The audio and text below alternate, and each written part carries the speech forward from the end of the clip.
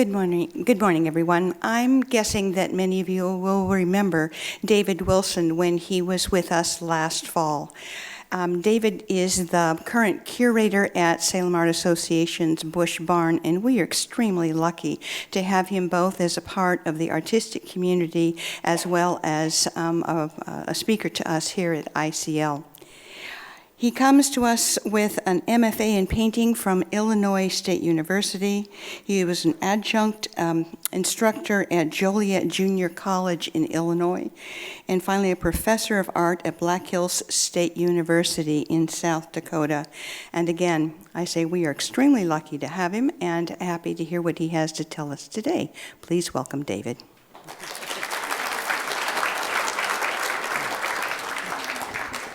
Oh, thank you very much, Jinx. And I see some familiar faces in the crowd here from the gallery. Hi, how are you?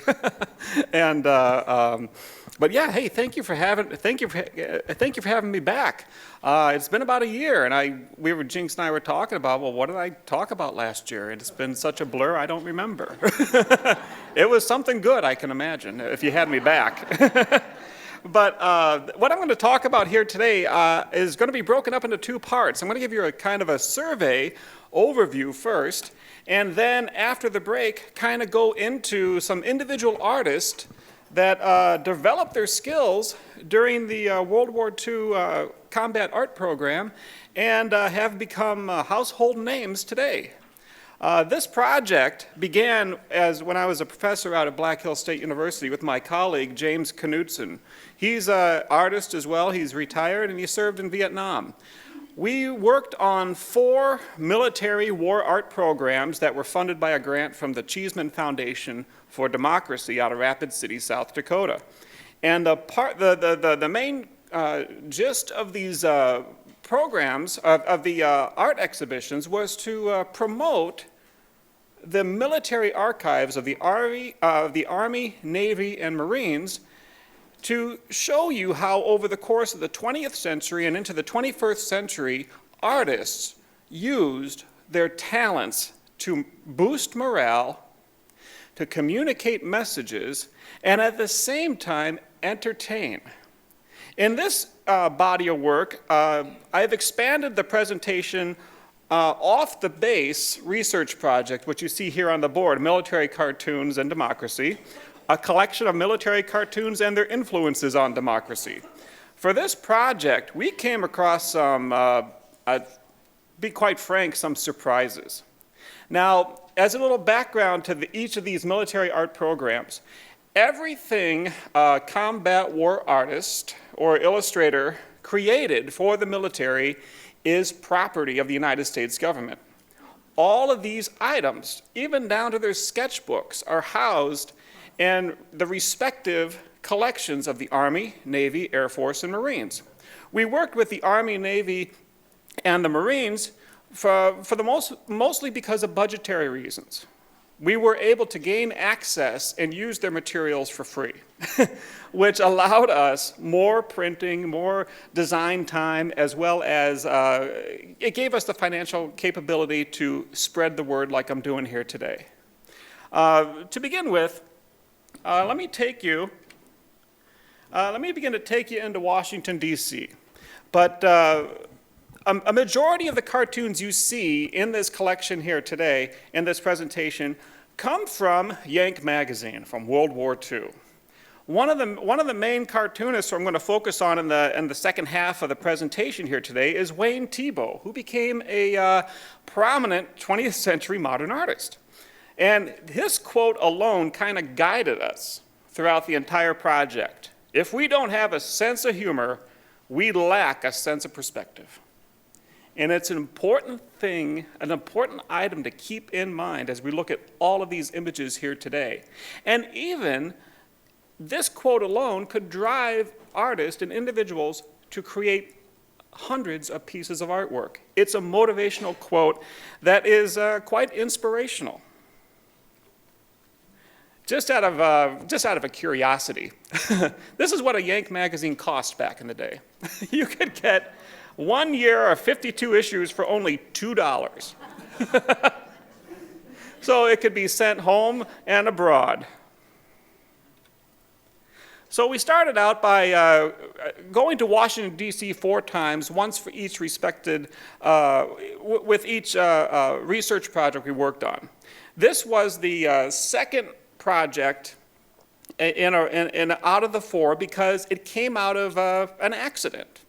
While at the Navy Yard, we discovered a collection of cartoons created by Hank Ketchum of Dennis the Menace fame when he created a series called Half Hitch during World War II, and then regenerated it during the Vietnam era. And we'll see a little bit about that later. Here's a shot overall of the Navy Yard. Now, the Army art collection has moved. I believe it's moved a second time, but one major move for sure. The Navy Yard is located on the south side of D.C., and the Army art collection moved out to that area of D.C. as well. And the Marines are housed at Quantico, all the collections and all the artifacts. So everything at the Navy Yard, including a gallery, everything art has created is housed in vast warehouses.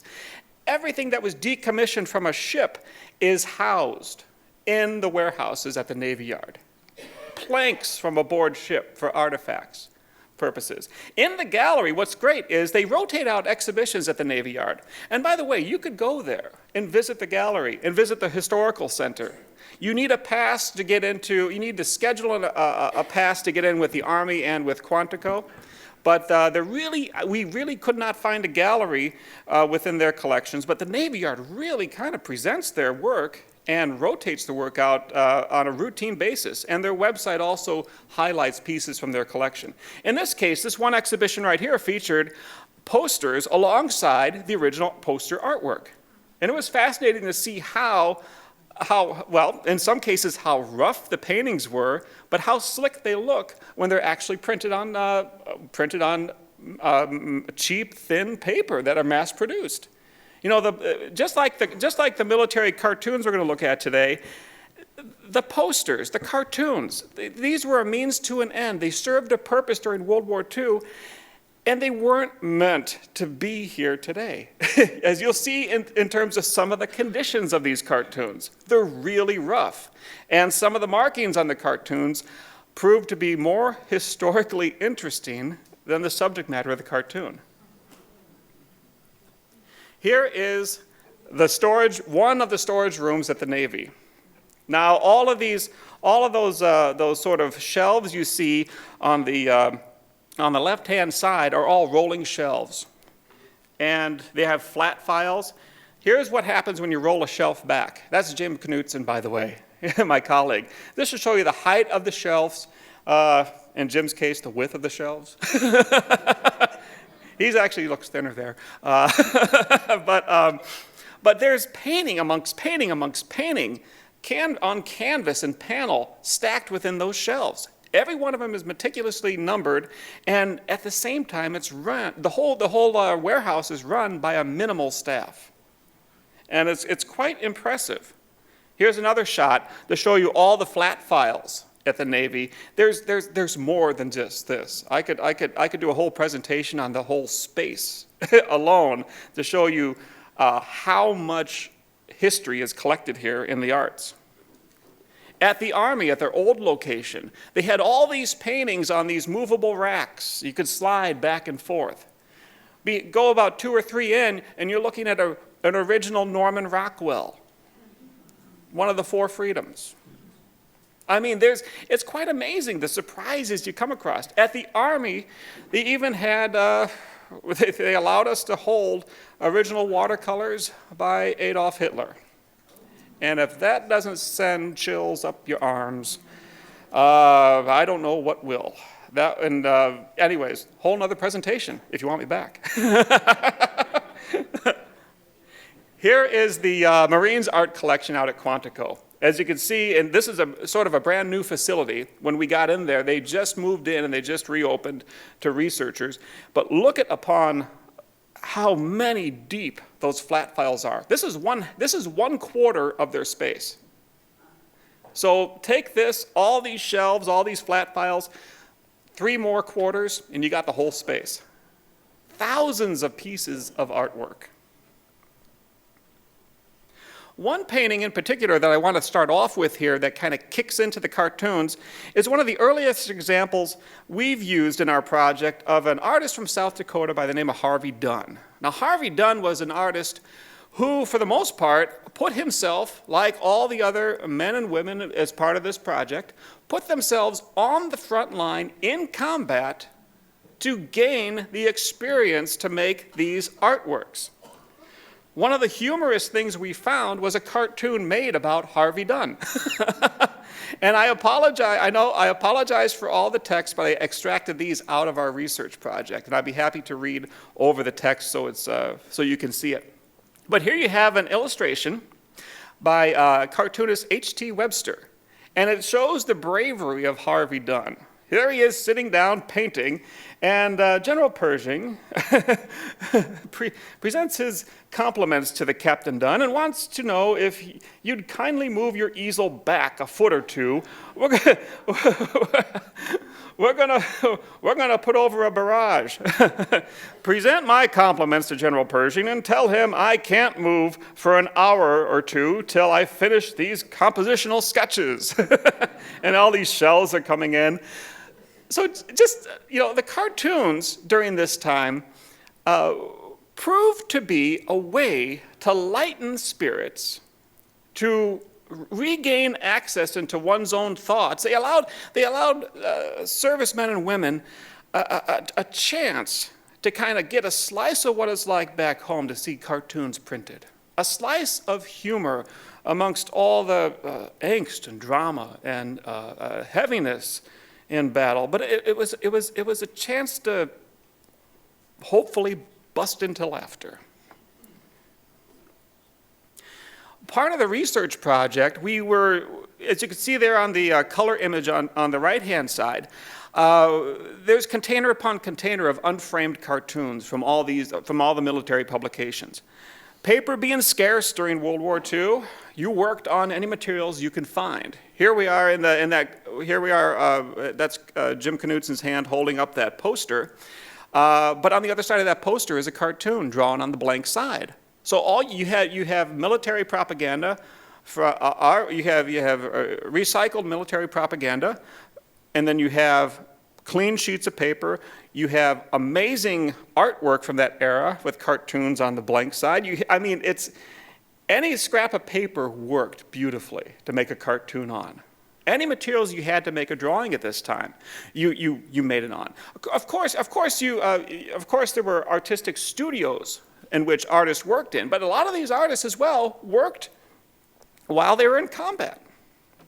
Here you have an elaborate example of ridiculing the enemy, Adolf Hitler, and an elaborate cartoon. And as you might remember with a lot of the Walt Disney cartoons, to satirize the despot is a way to defeat the enemy.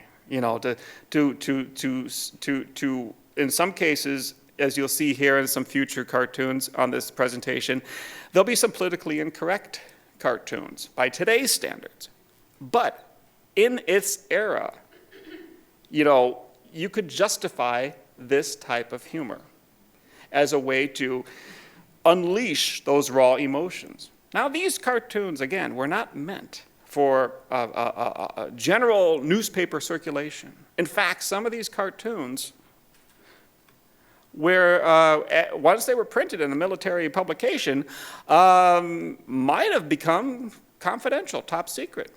It's because of some of the information contained within them. There are many artworks still that are not declassified because of the content that they're communicating. In these cases, here you have some very elaborate, almost graphic novel type cartoons created during World War II. And here you have Hitler as this Goliath sort of monster, almost, do I dare say, Shrek-like back in the day. These extremely violent imagery of wrapped up into these cartoons, almost like kind of references the imagery you might find in a Goya type of painting. On the lighter side, Yank magazine also gave us the sad sack. Now, with the sad sack, that's the sad sack was kind of created as a way to kind of Hollywoodize, if that's even a word. If it is, I invented it just now. Kind of wanted to show the unglamorous side that Hollywood was purporting in all their films during World War II. And so what we have here is the sad sack. And for lack of a better term, the term sad sack means a sad sack of stuff. Yes, it begins with an S or a C or whatever you want to. You pick the word. So this was created by Sergeant George Baker. And again, the sad sack represents that sort of unglamorous side, that the un-Hollywood side of a life of a soldier. Here we have an example from the Army. And always bad luck is on the side of the sad sack. Just when you think he's going to get ahead, and there he is. He's the only one. He's cleaning up everything.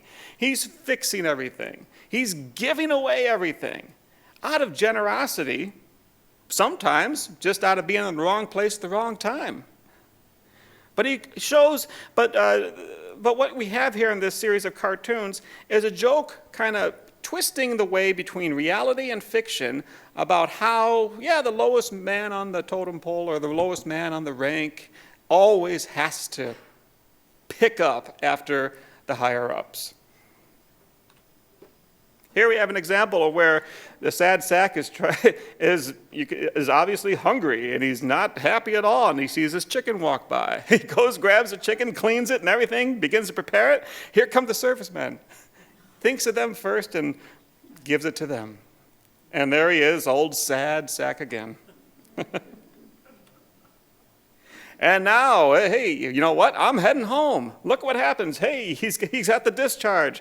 All right, he comes back to the United States. Housing shortage, worst.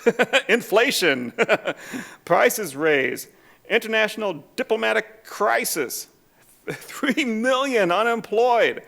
An atomic rocket can be within reach of the United States in 30 minutes, and he's back. He wishes he was back in the military again. And what's kind of uncanny is the content and how the content is universal. And some of these cartoons, we still laugh at them today because we can identify with them. These cartoonists knew how to make and how to take everyday life and not just make it topical for the moment as a one-time laugh, but we can look at these now, 70, 80, some of these cartoons, like the Harvey Dunn cartoon, almost 80, 90 years later, we can still laugh at them because the humor becomes universal. One cartoonist by the name of Douglas Borstead kind of pushed the envelope a little bit in the Yank magazine. Now here's one example of a cartoon in which you can see up in the upper left-hand corner some of the markings I'm talking about. These cartoons, again, were created quickly. They were treated not like fine pieces of artwork. A lot of times they were written on top, editor's notes, printer's notes, stamps on top, X's, censor this out, take this out of there. And with Douglas Borstead, he kind of took an editorial side to the overall content of his cartoons. For example, here you have a chaplain in a Jeep, and he's stuck in the mud, and he's not allowed to swear, so he says, "Oh, fudge."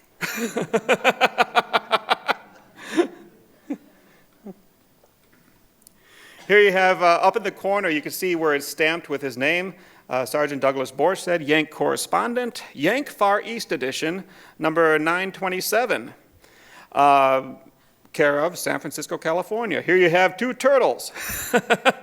This is one of his more lighter cartoons in which he says, "Hey, look, I'm a Sherman tank." And he pops up through the shell like that.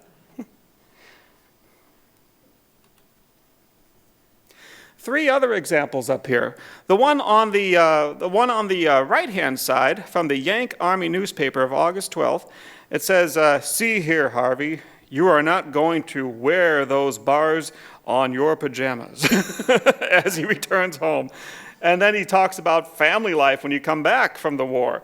And it says, I believe here it says, oh my gosh, I'm reaching that age where these glasses have to change so often here, you know? It says here, oh gosh, this is a fine time to be calling me in. Oh gosh, how do you like that? I can't even read. Oh man, it says, I wish that photo was a little bit clearer. I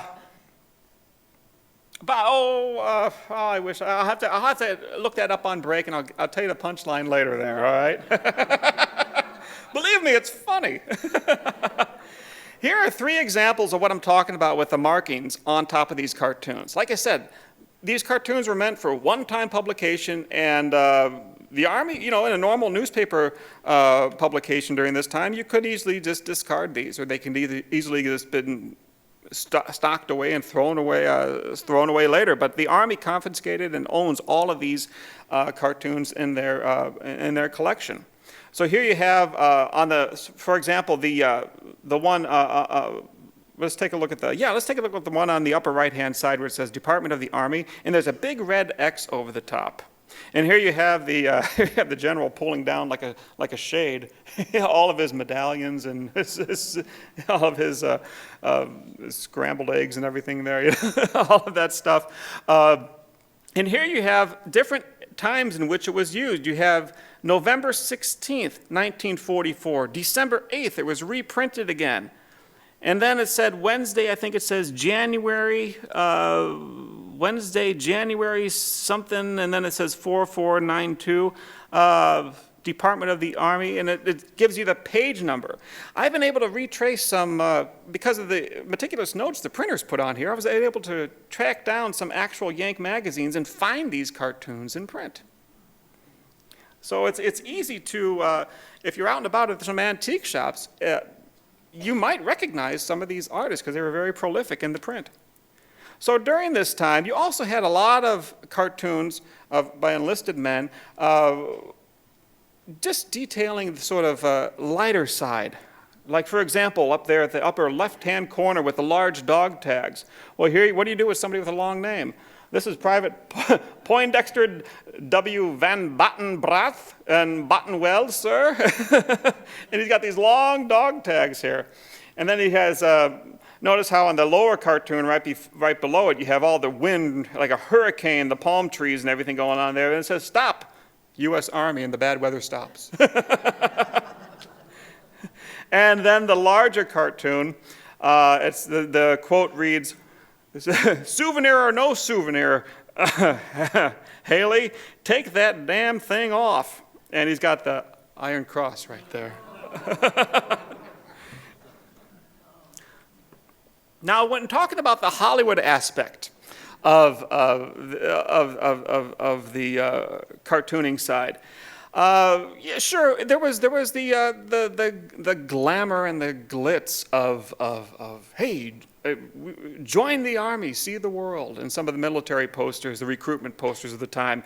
You had James Stewart enlisting. You had John Wayne doing his part. You had Cary Grant doing his part. And here's a cartoon of mimicking Cary Grant. And the quote of that cartoon says, "And for the record, I think your last picture stunk." Here you have them, right? Just breaking them down to size. But here you have, look at you have the sergeant there, and then you have his beautifully combed hair, kind of like, I'm ready for war. No, you're not. And here you have little fun, little plays upon visual jokes, like for example, in the upper left-hand side, you have the inflating the raft cartoon. It says, "You don't inhale, Brewer." So kind of teaching them how to inhale a raft. There you have down at the bottom there the sad sack again, and up above you have. Oh gosh, let's see. The screen is a little bright. I have to duck down here to read this for you. It says, "I ain't impersonating nobody. It's just them." Goddamn geese flying over.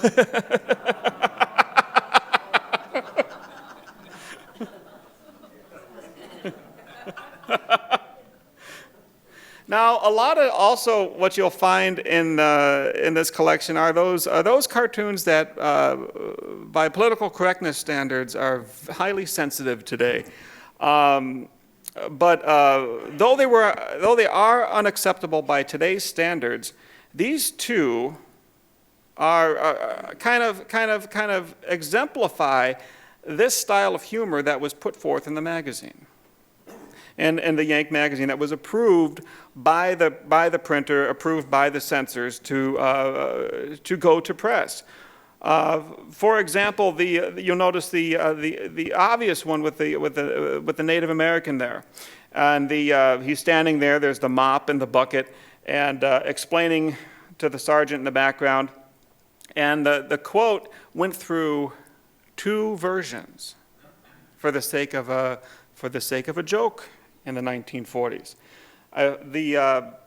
The first version of the joke goes, "Everything I tell him to do, he says, it's squaw's work."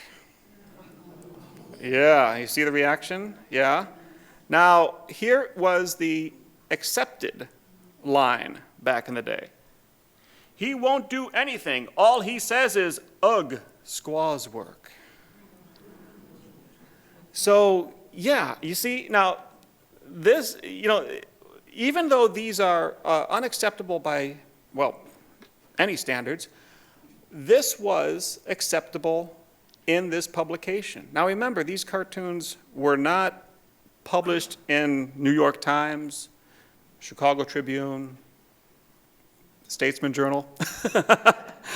These were exclusively published in the magazine, mostly Yank magazine. Here's a couple more, one depicting two natives, and they're looking at the doodlings on the wall by soldiers. And the quote goes, "Interesting primitive, ain't it?" So they become the artist critic inside the abandoned hut. And then you have a cartoon that takes place in France, and it says, "I've come to liberate you." And it doesn't look like there's any problem there at all.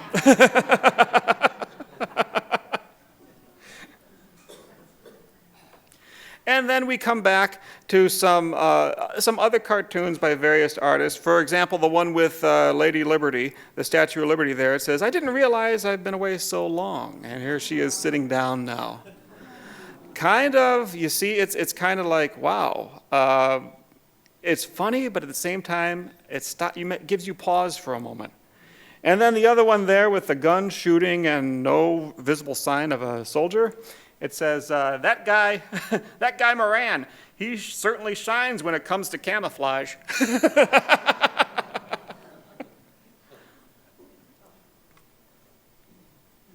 Three other cartoons that, kind of give us this, how do you say it? They give us little insights about serious issues, but at the same time, comical situations. For example, the cartoon on the bottom, the quote of that one. Here, everybody's in line for mess, and he goes, "Oh, that's Herman. He's usually our point man." But you see combat fatigue, talking about combat fatigue. And here you have two chaplains sitting in a raft, and you can see on the side of the raft they've been out there for days. 5, 10, 15, looks like 19 days written on the side of the raft. And they say, "Reckon we ought to pray?" So again, that double punch, one punch to the gut, one punch to the laughter, but based in reality. And here you have the other cartoon towards the top. And we selected this cartoon, again, politically correct in its day. It passed the censors in its day. Today it's unacceptable. But what is interesting to us about this cartoon is there was a lot of documentation on the back as to whether or not to what issue it would be used in, scratched out, written down, put it in this issue. But we found that the aspect of the radio, save the radio. The radio was the main form of communication to the outside world. Notice you have in the raft, you have the two people. You have the two chaplains together, not isolated, because if you had one person isolated in the raft with nobody to talk to, joke wouldn't have been there. that sort of 1-2 punch of a joke. Look at how with the radio is that nobody's talking to one another on that makeshift piece of those plank wood, that raft. Everybody's listening to the radio. It's like this sort of, it was a weird silence in that cartoon. As curators, we selected that because it was as if there's still this urge to fight, given up at the same time, and at the same time curious about everyday life through the radio. Now, throughout the collections that we were taking a look at, it was very, very dominant upon male artists working during this time. After World War II, a lot of the artists, we assimilated back into everyday life. A lot of the poster artists went back to work for as various illustrative jobs, possibly with the movie studios, back designing movie posters. Cartoonists went back to the newspaper jobs. Illustrators went into advertising. And you really didn't find many female artists female cartoonists until after Vietnam. And we get into the 1990s. And when you did, it seemed like that whole era of how do you say, craftsmanship of the cartoon, with brush and ink, pen and ink, the old school advertising technique of ruling out the text, of really designing something that's going to be 8.5 by 11 in size, shrunk down to a baseball card size in the newspaper, so that it still communicated the joke without losing any of the detail inside the cartoon. So when we jump ahead into the 90s and into the 2000s, some of these cartoons almost seem, and I'm not knocking them, but it's just that they seem a little bit rough around the edges.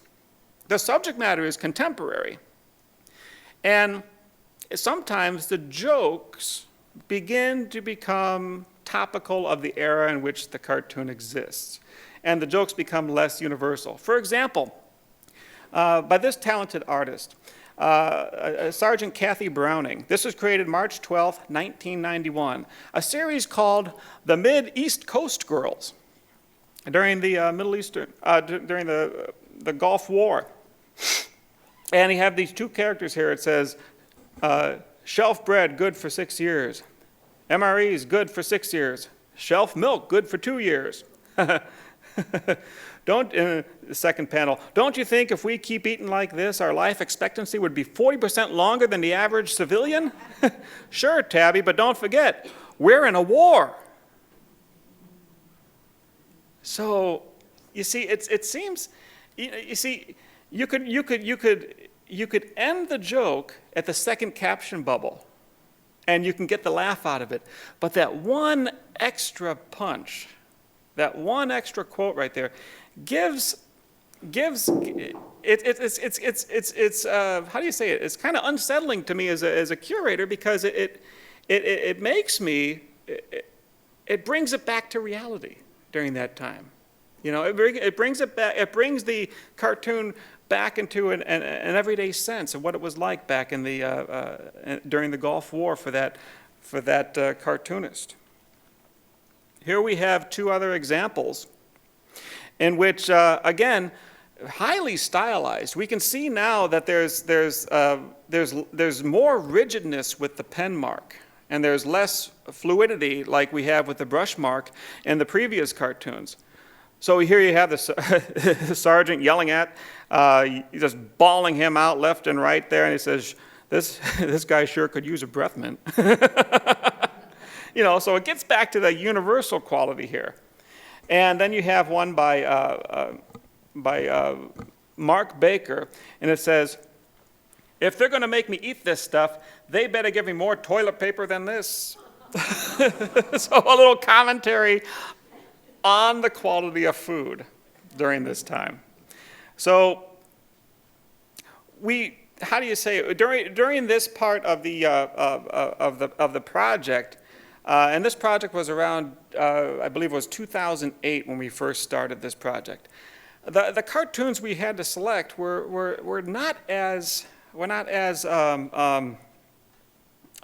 There was not the number of cartoons was not as prolific as it was during World War II, in which the newspaper was the common form of communication.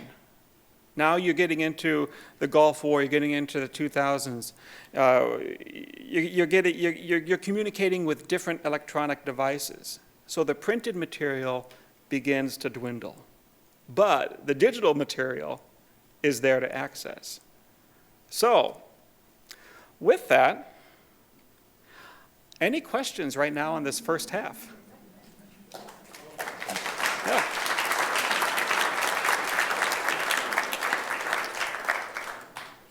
Yes. Okay. Where? Okay. I'm Bob. My question is, did the Army or did the Armed Forces direct these cartoonists to develop themes? In other words, were they carrying out a propaganda purpose, or did they just leave the artists to come up with their own ideas? Good question. From what we saw in the archives and the stuff that the artwork that we did not incorporate into the projects, there definitely each art department or each group had a different take. Like there was an art director kind of leading a certain group. There were those artists as well that worked independently and presented their work back to the publisher who was gathering up all the materials for the Yank magazine, for example. But ultimately it would come down to that, what we saw was the editor. You know, they would load, the average Yank magazine was loaded with cartoons, inside covers throughout the magazine, illustrations, and it just depends upon what kind of morale they needed to boost that particular issue, or if a major conflict occurred and, you know, to make light of it. It was in and of the moment, much like a political cartoonist would be today, being on top of it in that particular area. And yeah, there were some cartoons that, boy, we could have created a whole presentation about, for example, the Borsted cartoons. And with the, I'll go back to that for a second.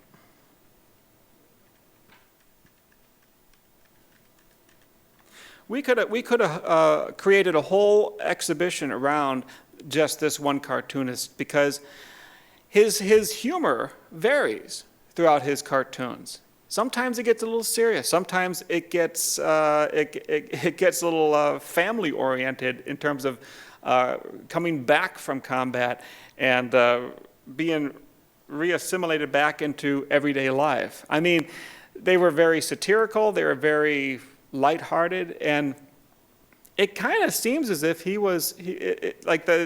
could have been a director that said, "Hey, why don't we take it this way? I need a joke about this. I need a cartoon about this. We got some men leaving, going back to the States. Could we give them something this week?"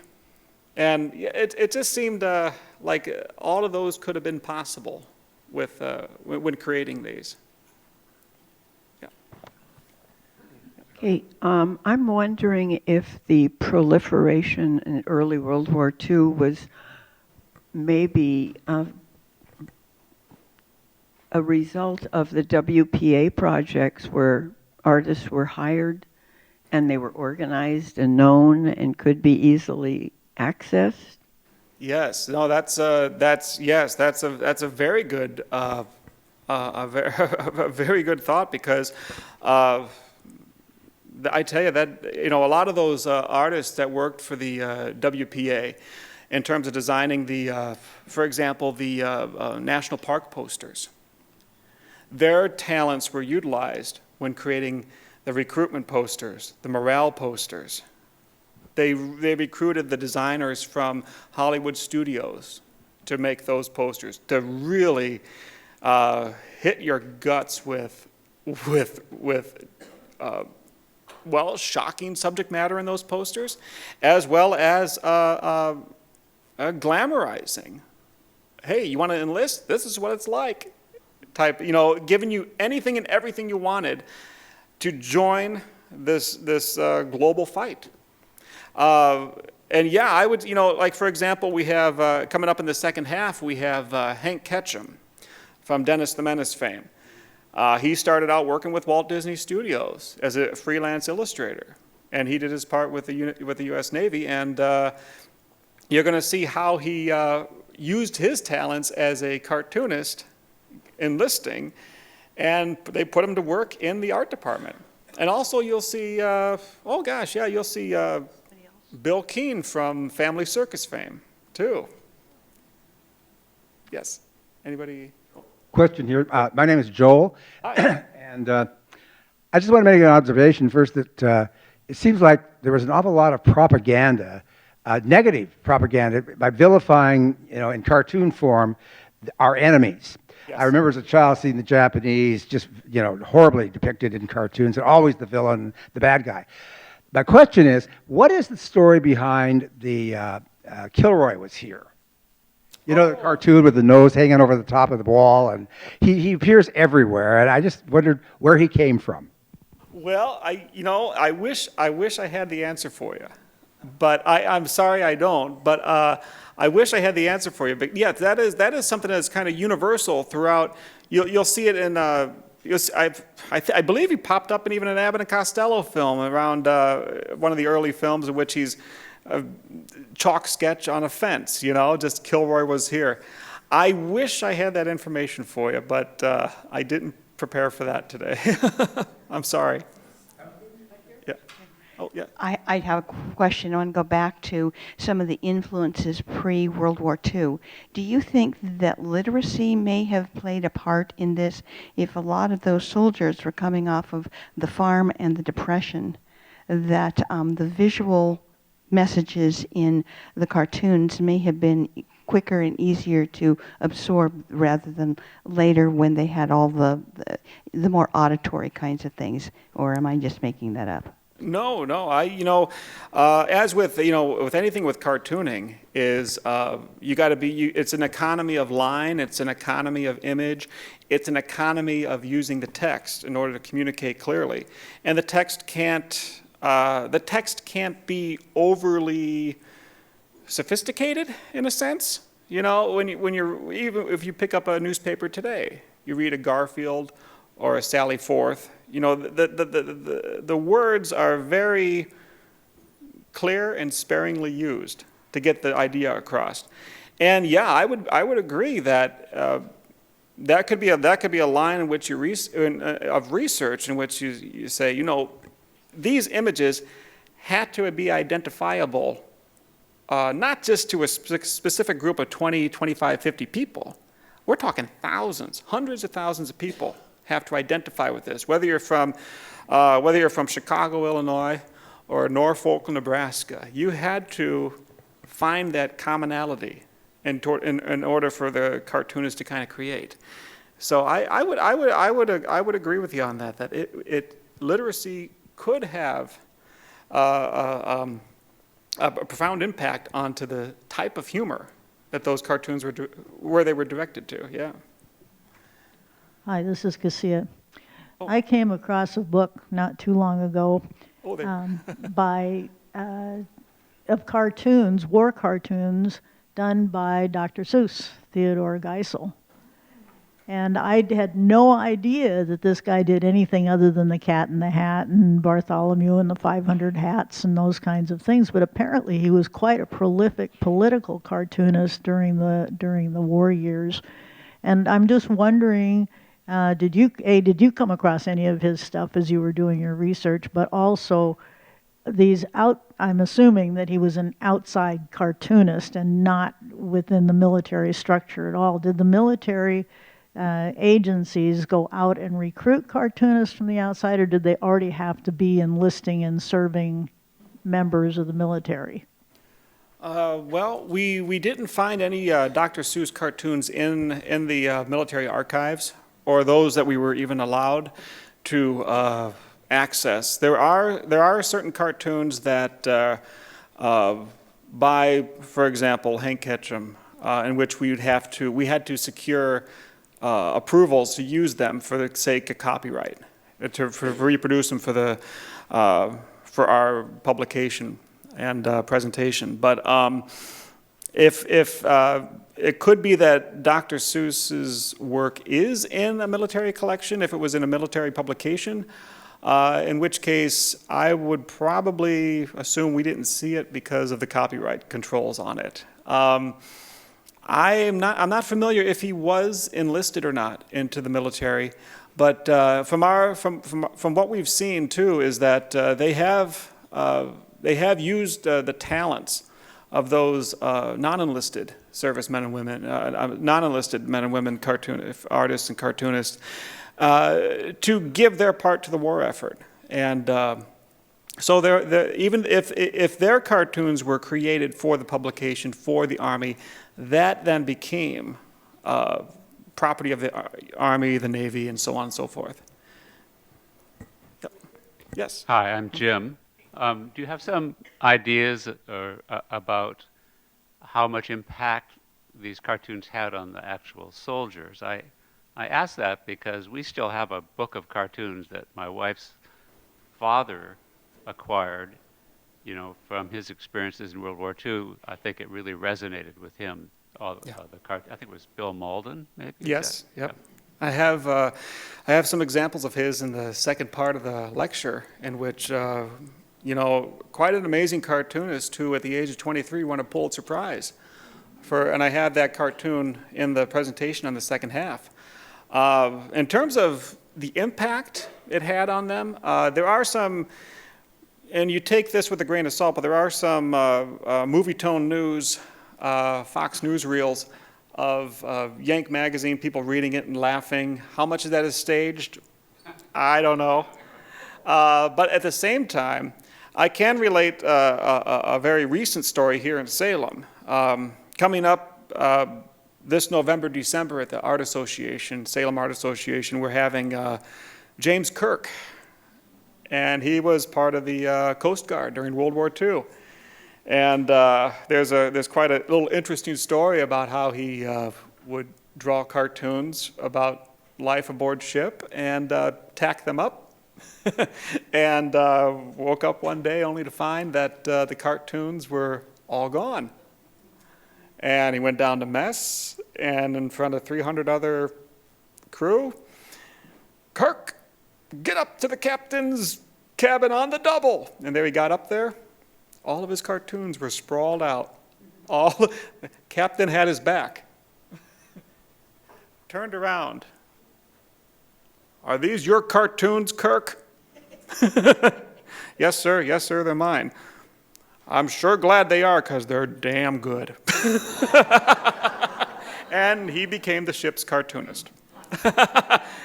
I'm paraphrasing the what I heard on when talking, so with the interviews, yeah. On Kilroy, I have done some research on that. Kilroy became ubiquitous during World War II. They believe it was started because there was an inspector somewhere on a production line who had to sign off on things he had inspected, and his name was Kilroy.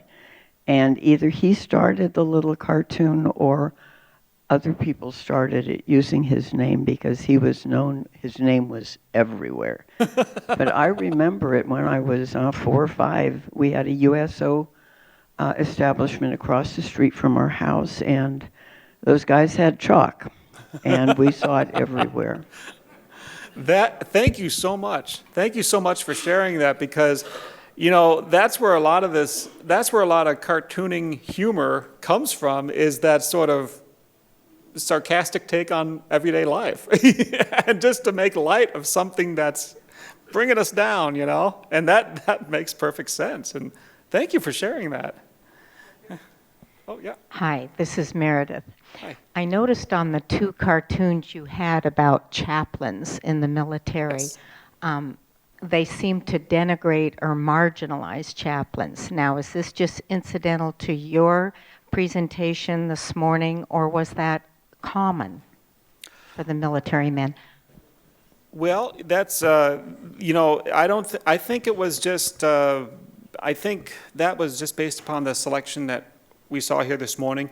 There is another image coming up in the second half using a chaplain that is, well, how do you say it? It really hits home.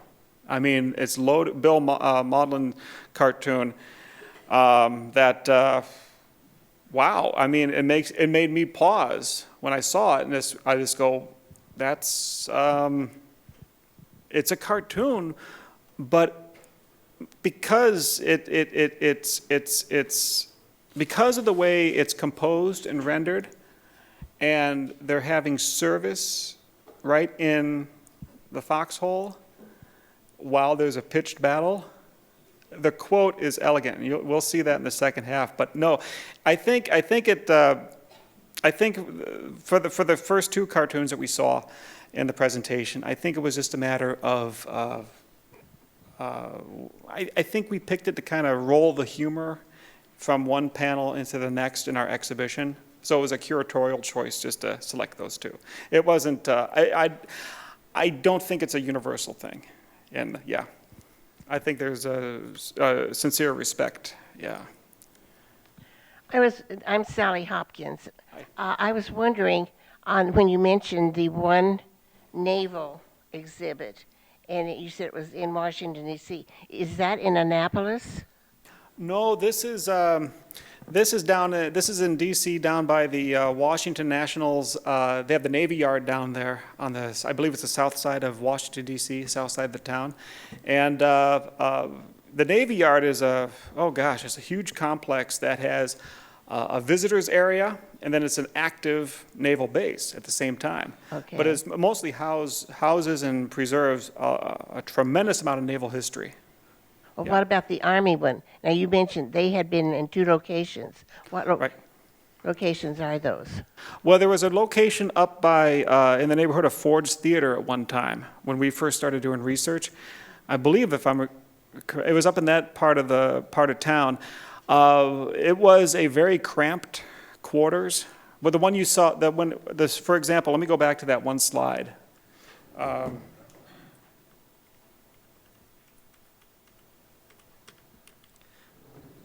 So this was the old archives for the U.S. Army, Center for Military History, and in this it was cramped. I mean, literally, you had 2 to 3 people running this entire operation.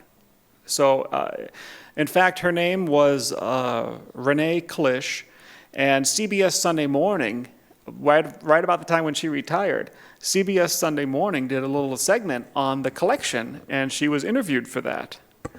And when you're there, with the Navy, it's more of a presentation. You can go there and see the artwork in the exhibition, like you can see the history museums on the naval base. With the Army, it's mostly research, and you need to get permission to conduct research. They had to ask us, well, what is your project about? Where are you using the images? How are you using the images? How many publications are you going to be printing? Are you going to print?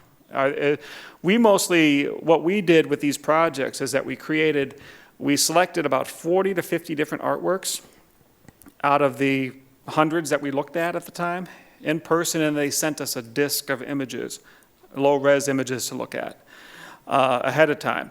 But what we did is we selected those, we reproduced them on 18 by 24 panels with text, and it became a traveling physical show that could be in a library somewhere. It could be in a meeting room somewhere. We even made a digital version on CD in which, for example, I think it was 2016 on Armed Forces Day. I happened to be down in San Luis Obispo. And the next day was going to be Armed Forces Day, and I said to the manager at I think it was the Blast Pizzeria and Tap Room downtown San Luis Obispo, he had 7, 8 different television sets, big screens. It wasn't going to be Sports Sunday or nothing.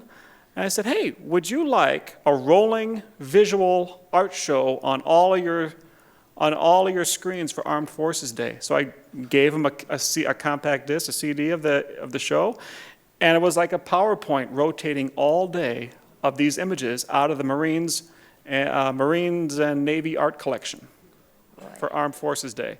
So with that, it was so the Army and the Navy is something I would recommend going down to visit at the Navy Yard. The Marines and the Army is something that's kind of just open towards, at least at the last I looked, it was only open for researchers to kind of get in there to take a look. Okay, thank you. You're welcome. Hi, this is Wes. Hi. I have a cartoon in my mind of seeing Kilroy was here with his face all over Europe. Mm-hmm. And that wasn't on paper. That was on trees, on boards, fences, anything they could do. Yeah. It was so odd. When you saw that image of Kilroy, did it make you feel as if, wow, I got a little bit of home? I got a little bit of normalcy in a sense? No, not normalcy. Normalcy, yeah. Well, I guess that's the wrong word. I just felt like it just kind of caused a little pause and a chuckle and a little, yeah. I mean, it's interesting that Kilroy, I'm glad it came up today, and I'm sorry I didn't put it in the presentation, but it's amazing how something like a little symbol, a little image like that unites us. And unites us in a little bit of laughter or a little bit of like, oh wow, fondness for that. Yeah, it's quite amazing. It's quite powerful. I think there's an awful lot of interest in your wonderful presentation. We can take a 10-minute break now, and then we can all proceed. Is that okay? Oh, that's fine. Thank yes. you.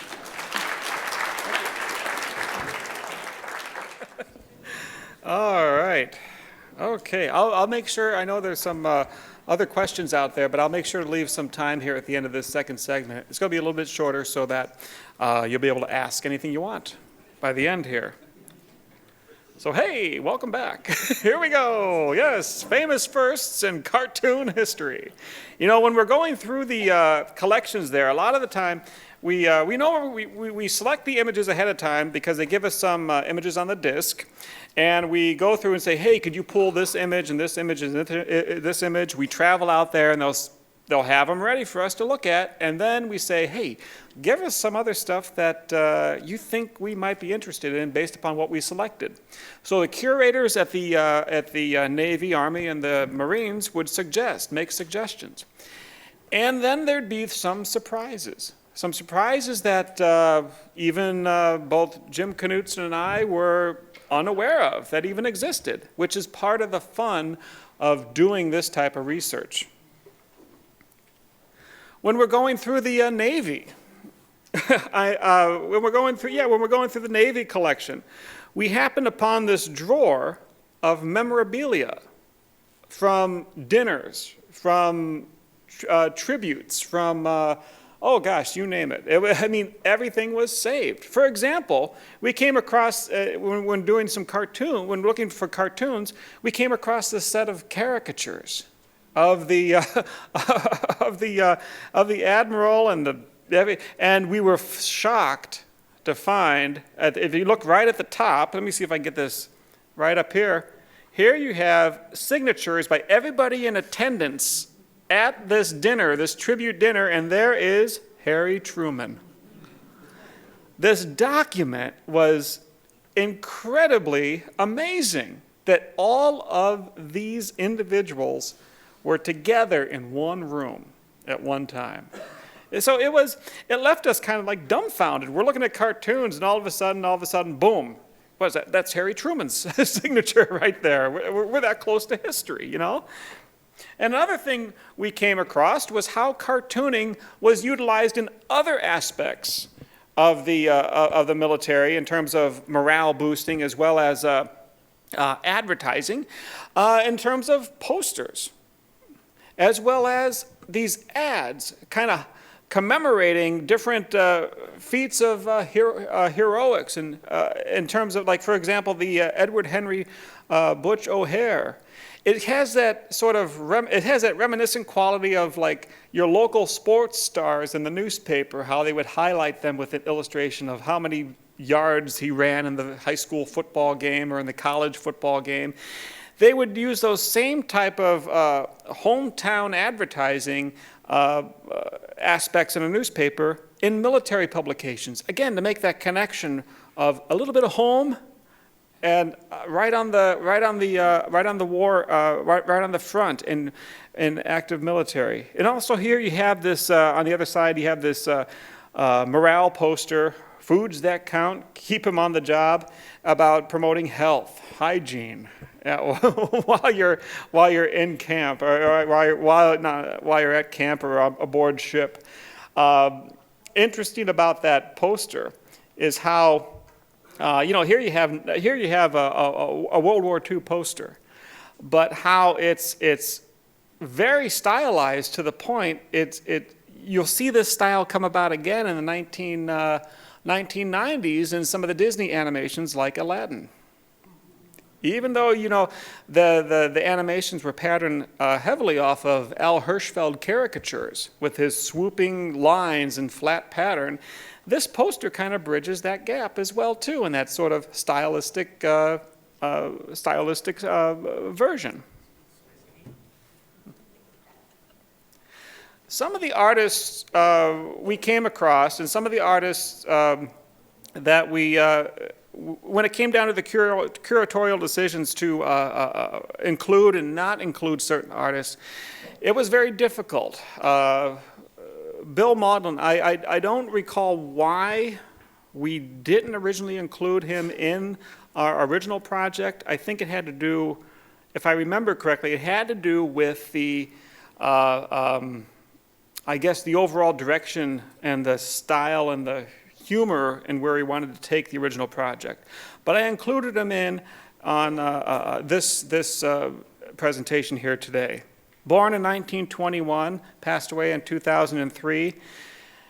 An amazing cartoonist to combine reality, seriousness, with an undertone of humor. Very quiet cartoons. Never very loud, laugh out loud, hysterical cartoons. They were just very poignant and directed, but they had a little boost to them, a little morale boost. For example, this cartoon you see off to the right, at the age of 23, he won the Pulitzer Prize. 23 years old. It's amazing. The quote on that cartoon reads, "Fresh, spirited American troops, flushed with victory, are bringing in thousands of hungry, ragged, battle-weary prisoners." Pulling from a headline, flipping it into a joke with his imagery. And this is two of his primary characters there, Willie and Joe.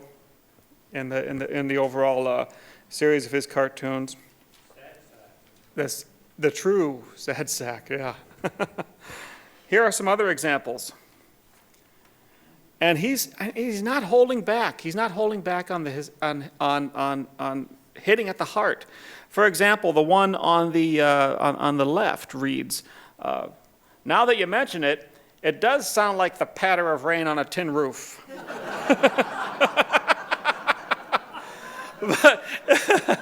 But you take that and you place it against the fact that there's this torrential downpour going on, and this is their environment. And then you have the cartoon on the right. It says, "Joe, yesterday you saved my life, and I swore I'd pay you back. Here's my last pair of dry socks." You see, caring. That's sort of looking out for the person next to you. And speaking about the chaplain, yes, I mean, this one here, this cartoon to me is loaded and charged for many reasons. One is, look at how everybody is huddled in together. this idea that here you are, and I'm pulling part of this what I'm going to be saying here is pulled from listening to a combat war artists in a film that I would show my classes many times over the years called They Drew Fire. And it was about the World War II combat artists. And they talk about being together with people you never met before, you never knew, but your backgrounds are all different, your beliefs are all different, but you care for that person like they're a brother. And here you are in this cartoon with everybody hunkered down and around, close to one another. And look at the helmet in the foreground, that dent.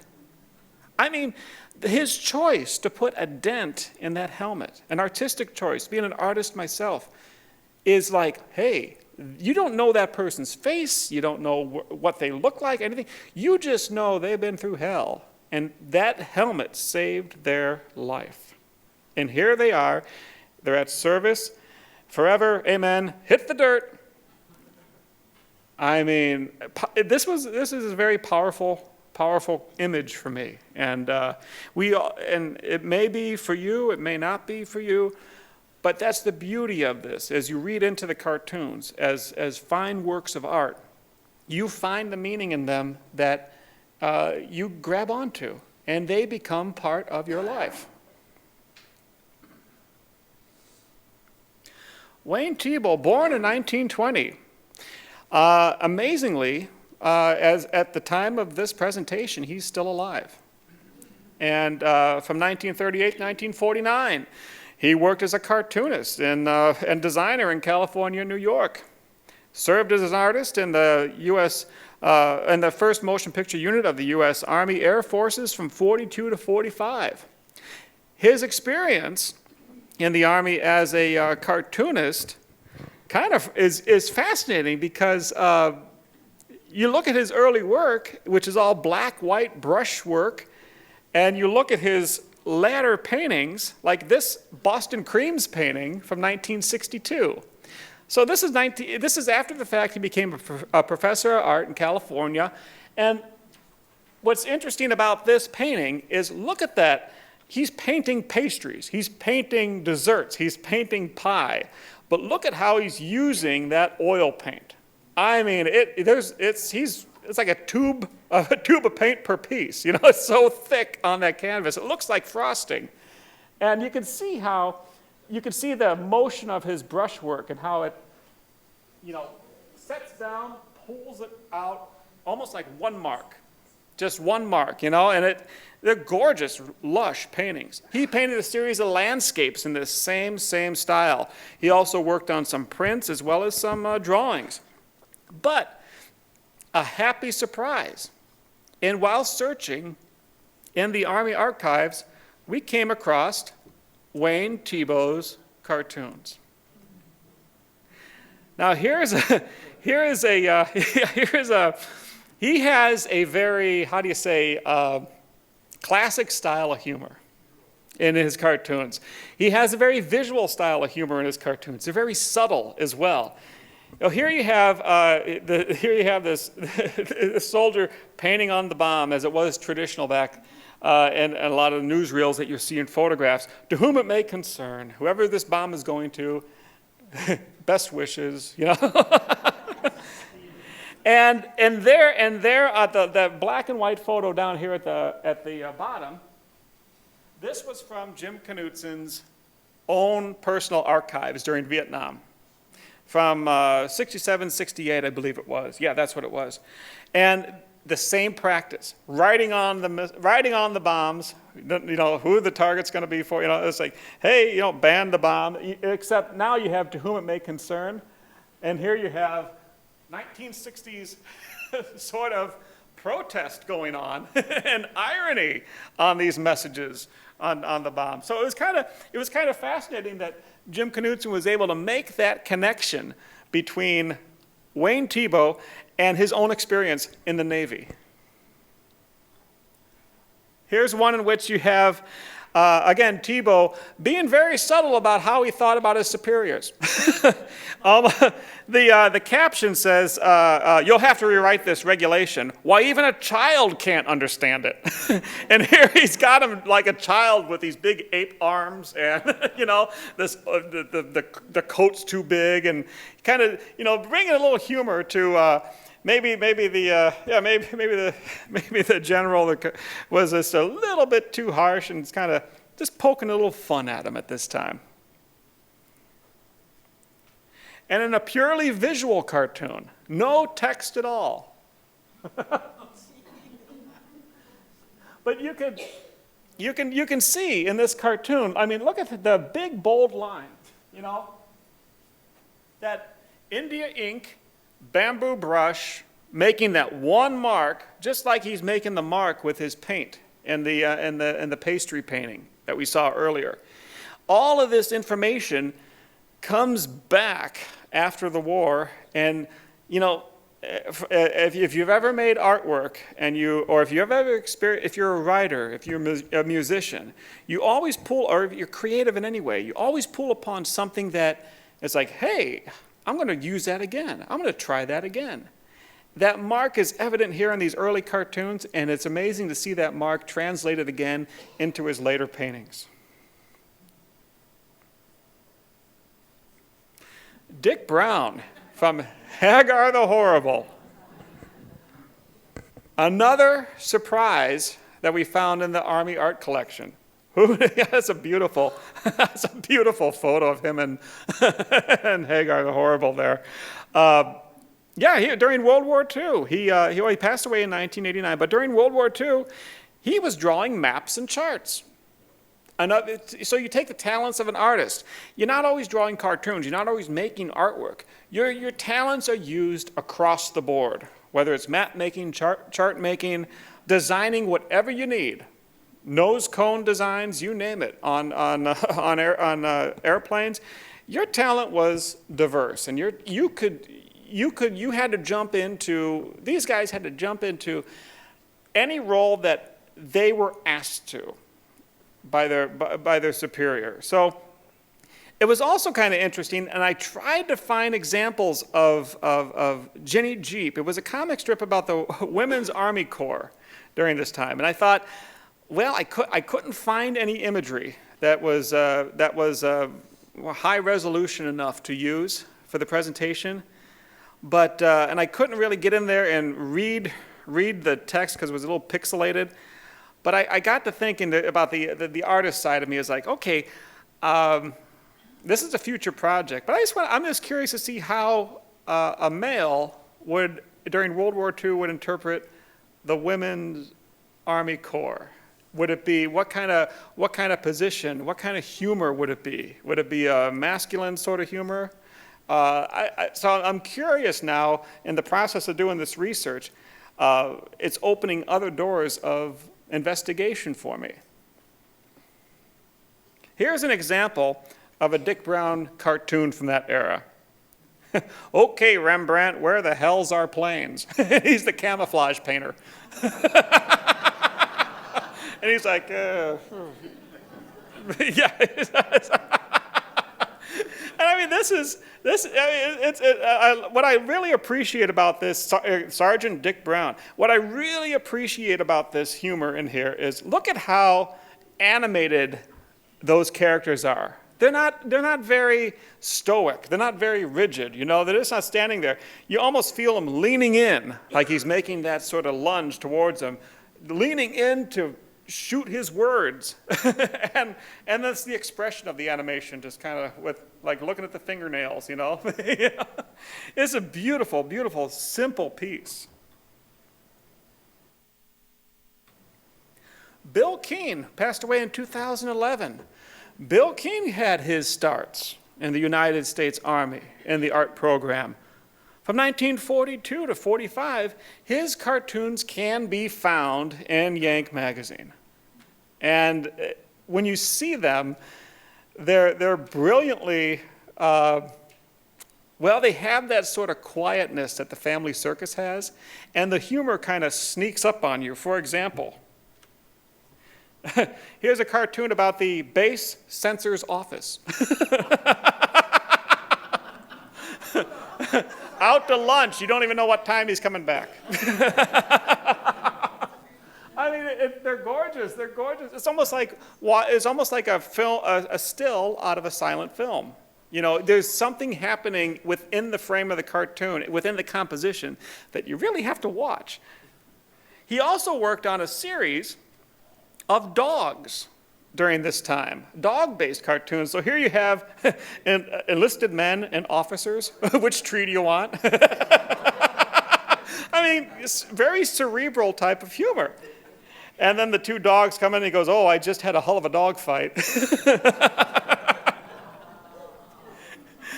And then you'll see in the bottom panel there, you know, breaking down each character as a dog. So maybe you have the sergeant, which is a pug dog, you know, kind of taking the attributes of a certain dog and applying it to somebody in his squad there, you know. But what's also, from an artist's point of view, what's curious about that bottom panel to me is that is the format of his Sunday panels. If the full color Sunday version. His son Jeff now takes over the illustration of the family circus, but that's that one single panel, long format in which maybe a gag unfolds like Rube Goldberg over the course of a single panel. Hank Ketchum. This was a tremendous surprise to come across at the United States Navy. During World War II, he served in the Navy Reserve. He created a character during this time called Half Hitch. And I have some examples of that. And then it was reintroduced during the Vietnam era. And it ran in the Saturday Evening Post, but it also ran in various military publications. Hank Ketchum, I have to say, has a soft spot in my heart because I was fortunate enough to have a written correspondence with him beginning in 7th grade until he passed away in 2001. And he would, you talk about, now all of these artists here today in this slide, you know, you talk about artists being generous. They are. And especially Hank Ketchum. You think about it. You take a letter from a seventh grader, and you send back a hand-drawn half sheet of paper with a personalized note, watercolored and everything. And he did this for every letter I ever wrote. And I'm thinking, I even asked him at one point. I said, hey, I'm going into high school. Now, I'll read this text to you so you don't have to read the text, but I know that's a lot. I mean, this was an 18 by 24 panel, by the way, so I don't expect you to read it all. But I wrote a letter back in 89. Oh, it must have been 88 because I received this letter after Christmas and on January 17th. And I said, hey, I'm going to be going into high school. What are some classes I should take if I want to be a cartoonist, if I want to be an artist? And this was his response. And he drew his little Dennis the Menace down in the corner there and signed it. He recommended drama classes for a cartoonist. Now think about this. You know, some of your best animators from that era, Chuck Jones, Walt Disney, were all influenced by silent films, the visual aspect of silent films, and the storytelling behind silent films, and then the gestures and the motions and the expressions. You need all of that like Dick Brown did in his cartoon where the character's leaning in. So drama class, absolutely. I even recommend that to when I studied at Columbia College downtown Chicago.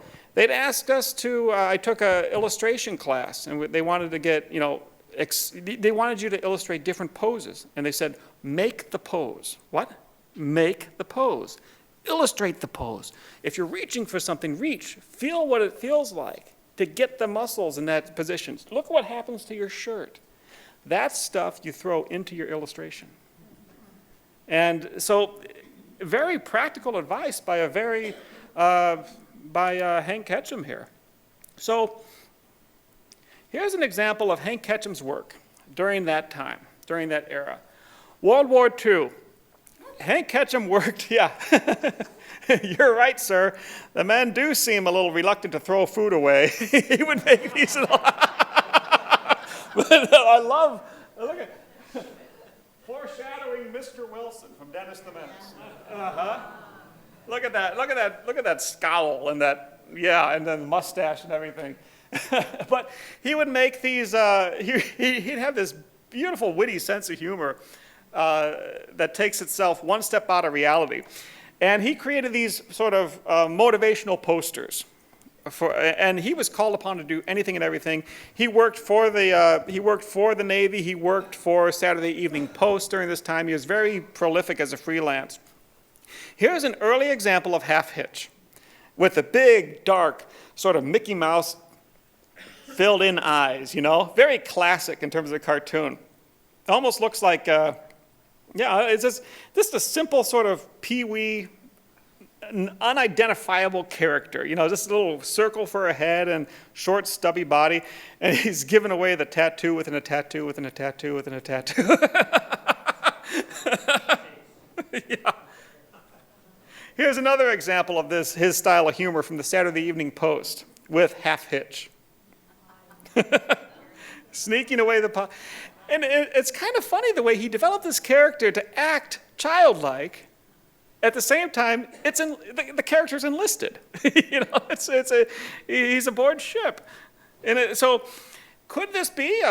You know, there was around this time there was a book published about his early work prior to Dennis the Menace, and you'll see these little nuances of his early work redevelop into storylines for Dennis the Menace cartoons, and they almost it's like history repeats itself.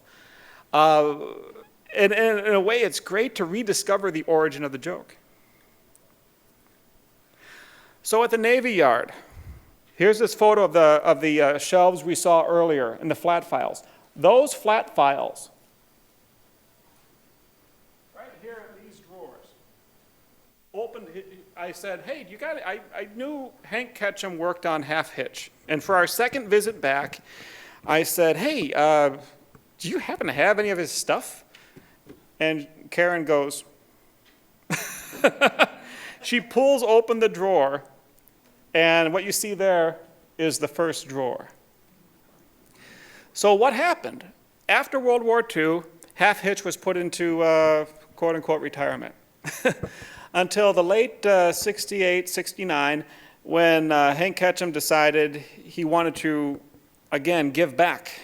Give back to the war effort in Vietnam, and he decided to take the mothballs off a Half Hitch. He hired a writer and a lead artist to illustrate the comic strips, and he supervised its production stylistically and everything. It was a group effort, and the comic strip was syndicated within newspapers. It lasted for about, I want to say, if I remember correctly, about 6 years, possibly 6, 7 years. And then it kind of just faded away. Readership kind of faded away into the early 1970s. But it served its purpose. In order to do the research for this, Hank Ketchum went aboard ship. And he spent time he spent time with different sailors. He spent time reliving that, his memories from World War II, recharging them for what it was like now during Vietnam. That reality put it back into the comic strip began to pull back that old energy of what the Yank magazine cartoons had back in the day, that sort of charge of like, I can identify with this. Somebody understands me. I can relate to these cartoons. I can laugh. And the cartoons began to flourish. Here was a whole drawer of Sunday panels, and they were stacked, stacked, stacked. King Features Syndicate controls the copyright over these cartoons. The Navy has all of the cartoons except a few that were given away before the Navy took possession of those, before they were gifted by Hank Ketchum to the Navy. I believe that's the story. I was lucky enough to come across one of these Sunday panels, and it's the first time I've seen it in 10 years come on the market, and grabbed it up, an original pen and ink, and it's amazing now to have a little piece of this history. Here's one in particular about what it's like during Vietnam, going on leave for the day into, I think it is, where the character's getting off, I believe it was San Francisco. And here you have the characters saying, hey, it's Hippieville, and they're coming into town and stuff like that, and all this, dude, dynamite, you know, ooh, crazy, it's freaky, and it's all weird clothes and everything like that. And finally, half hitched, let's get out of here. And board ship, where are you swabs been? You're late, you get bawled out, and oh, that's good to hear English spoken again, you know. But what's curious to me about Hank Ketchum's style is it's unlike any of the other cartoons. There are other cartoonists that we came across in the collection.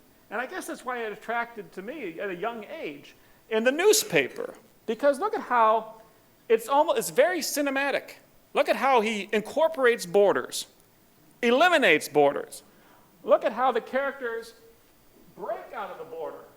I mean, the words even become illustrated. So it kind of gives you a sense of the sound of the word rather than just a word on a piece of paper. So he takes the idea of cartooning to the next level and really allows you to explore it artistically like you're looking at a Gustav Klimt painting with all the patterns in there. As I'm going to leave some time here, but I want to show you this the last example here, and it has to do with a comic, a single panel that was created by Private Tom Cream. This was from the United States Army collection. We were sorting through the pile of images, and this one just kind of stopped us both. It stopped us both because of its contemporary look. It's subtle. There's nothing happening in here except the guy talking over the radio. The tones are what you see. They were sepia tones. They weren't, the ink was that sort of brownish value, you know, and it could be from age, it could be just could have been natural like that. But it was immaculately rendered as a cartoon. It's like, wow, why this much time and effort to it? And you look at it, and it's almost as if that much subtle, calm, passive detail had to go into it because of the meaning of the cartoon. Look at how reserved that guy is sitting there. And here he is. You got the sandbags there. And you're trying to console over the radio a bedtime story. You're trying to console your fellow men out there while hell is raging on, or they just got over it. Here's a close-up.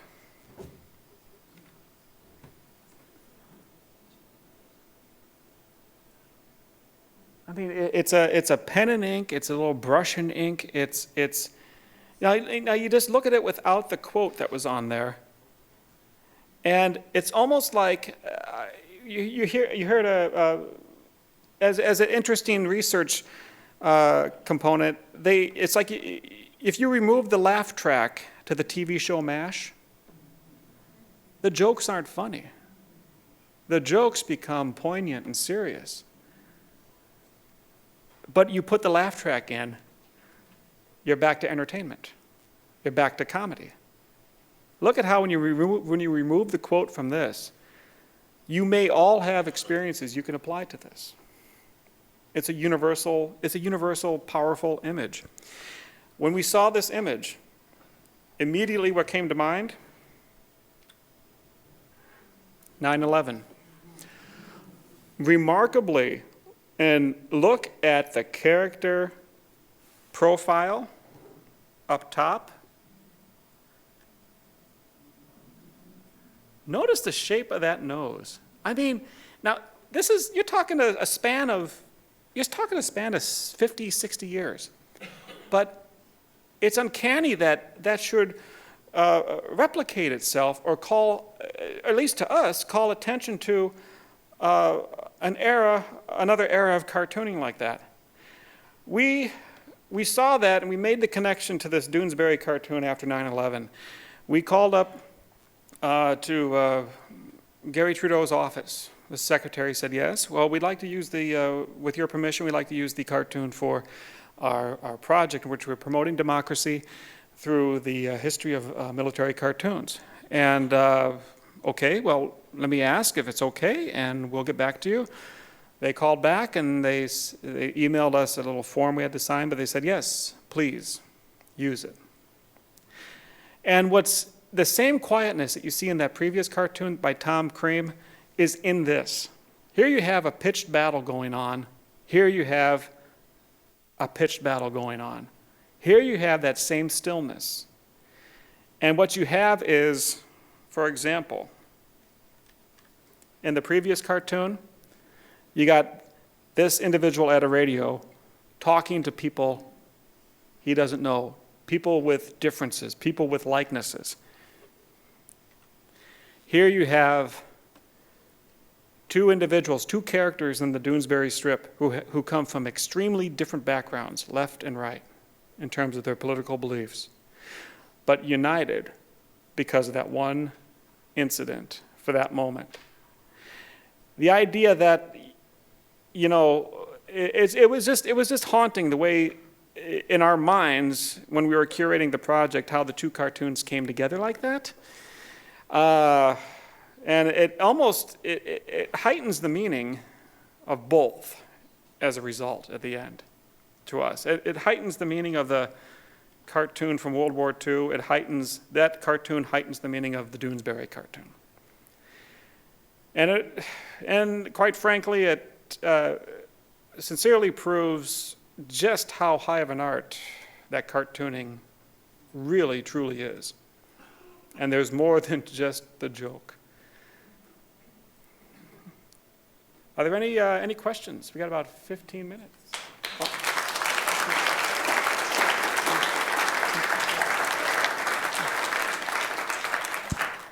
Yeah. Oh yeah, sure. On both of them. Oh yeah.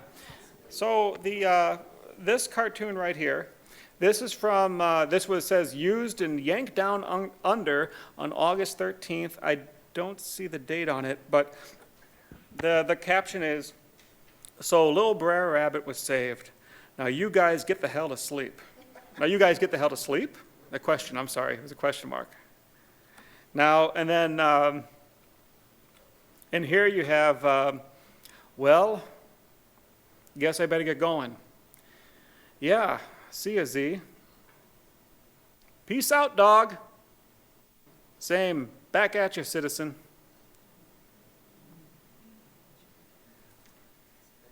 Yeah, you're welcome. Thank you for asking. Yeah. Yes. Hi, Hi. this is Anne. One of the things as you were going through some of these that it brought to mind is the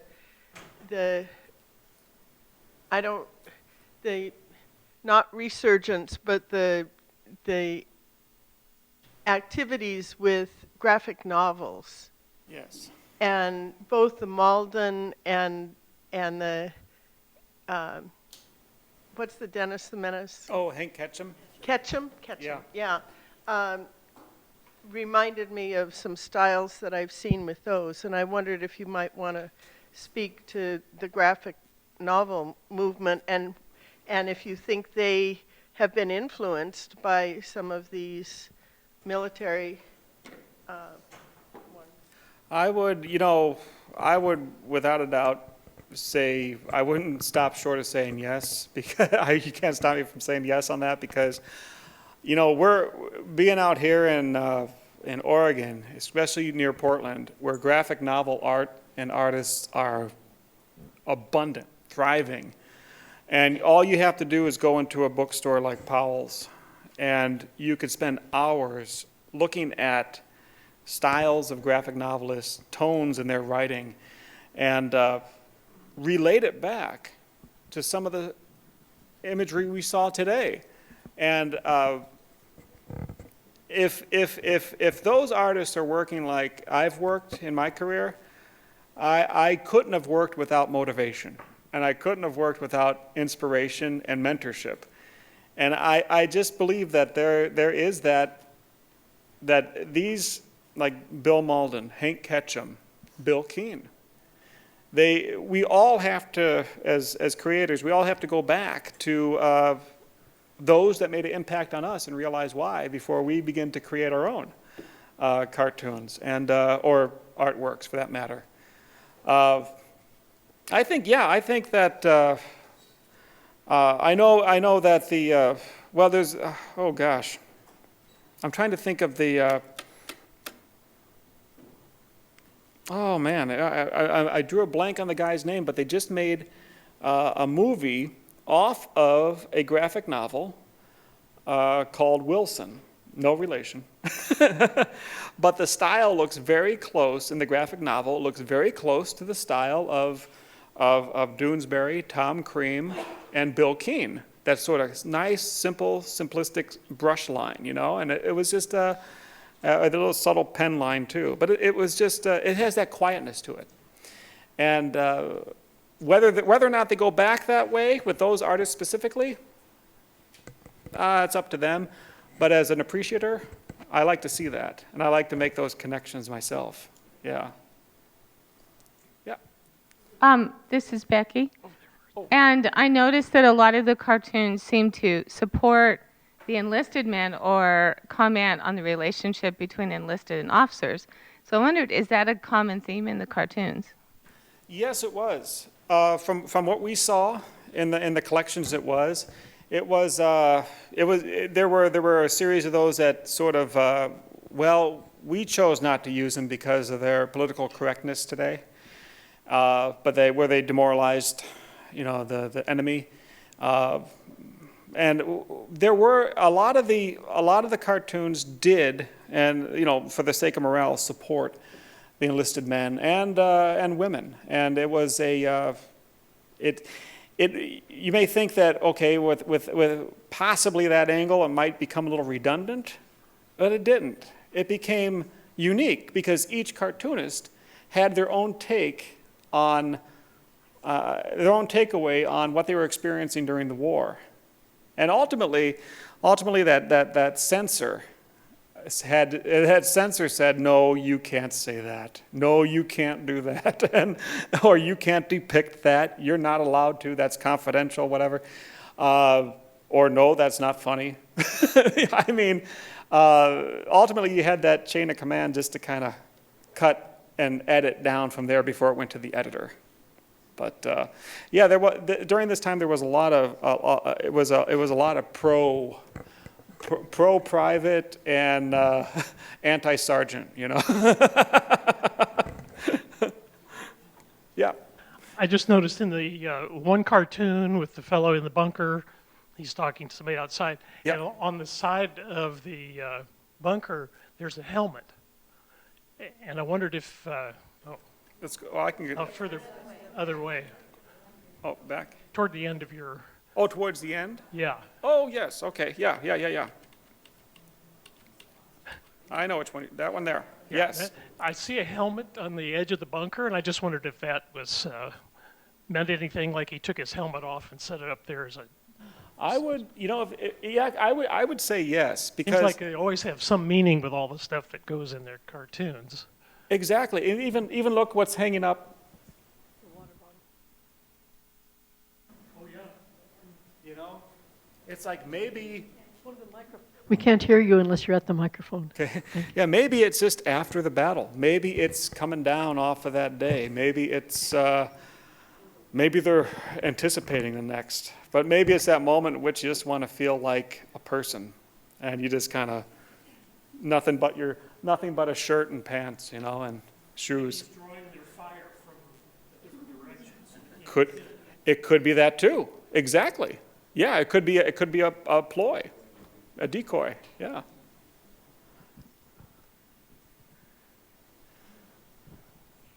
This is Carmen, and I was wondering if you could recommend a book for a gift for a budding graphic artist. Is there something that you think would be impressive for a gift for Christmas or birthday? Is it for a cartoonist or a graphic novelist? Well, he is a graphic artist, but I thought it would be nice. Does he or she appreciate jokes or stories? It wouldn't matter. He lives in New York, and he's about 30. Well, And he's budding, I think, continually because he works with professional people everywhere. But his art is very, very masculine, very spare. He has many. He has sports teams that he makes creations for, and some of them we know, and I'm not going to talk about it. Sure. Yeah. He's doing very well. Oh, good. But I think it would be nice to have something for him to look back on the past and have him see how history is developed in the art world. Thank you. Oh, yeah. There's three books that come to mind. One is, for a cartoonist, or just for there's a, you can buy it in different formats. You can buy it with its own podium.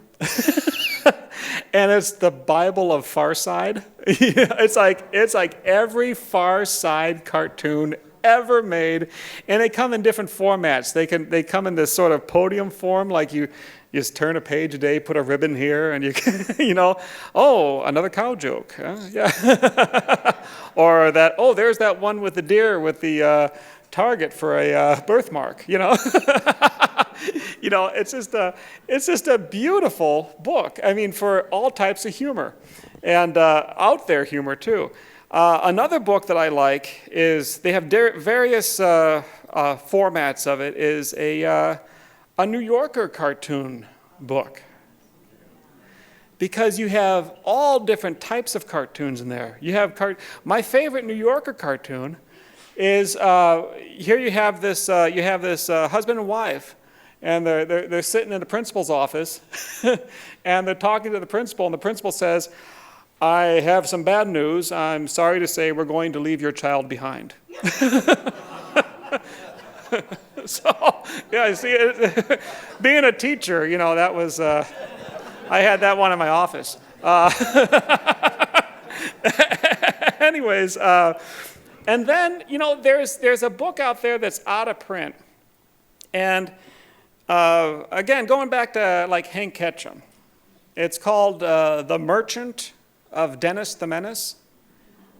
And it's a photo-loaded biography that he wrote about his career in the arts through his years emerging as an artist, working for Disney Studios, being involved with the Navy in terms of cartooning, and all the way through Dennis the Menace. And it was written, I want to say I think it was 92 when it was written, and it was about, it's about 9 years before he passed away.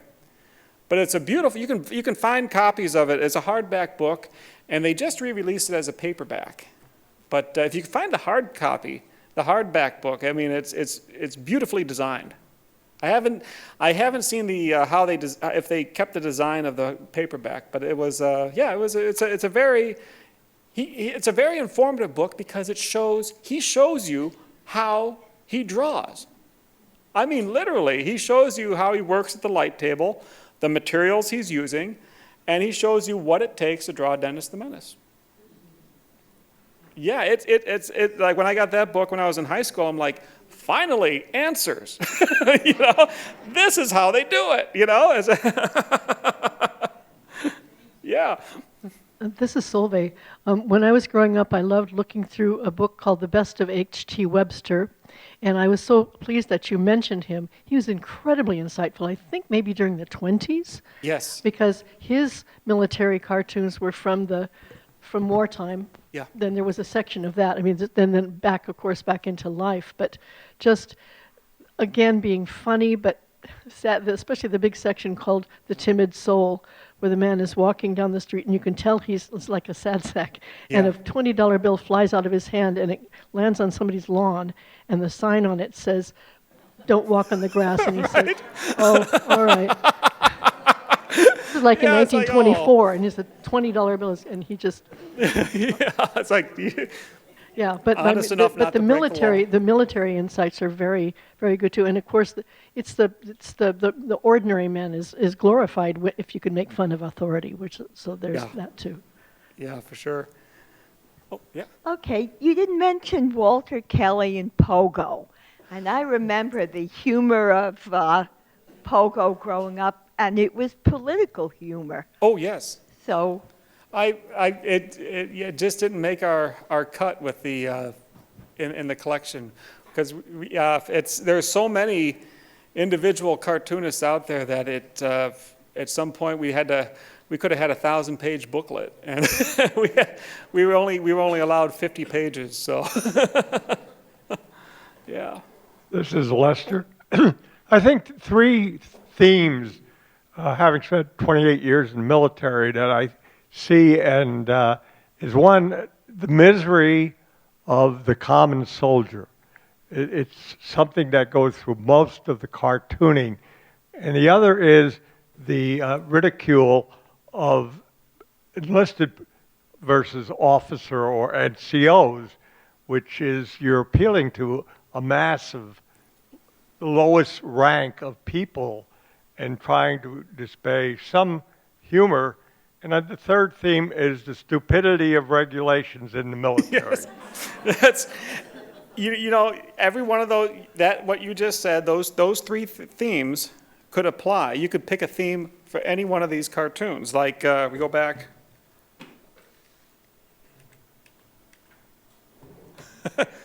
There you go. You know, the idea of stupidity.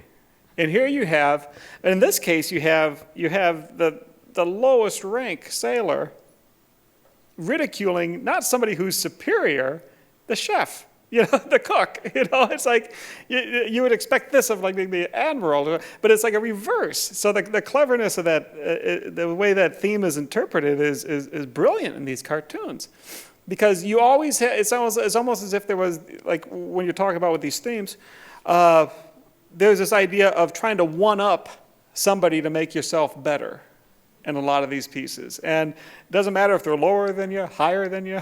There's always this reassertion of, I'm better. I'm moving forward with it, with my objectives, yeah. Dave, thank you so much. One of the pleasures of ICL, I think, is making connections over different presentations. And a couple of weeks ago, we had one that generated two quotes that I think apply here so beautifully. One was, humor always forgives. If we can laugh together, we can live together. And from Clarence Darrow, if you lose the power to laugh, you use the power to think. Thank you for reminding us of the truths of those quotes and for your contributions today. Thank you. Thank you. Thank you.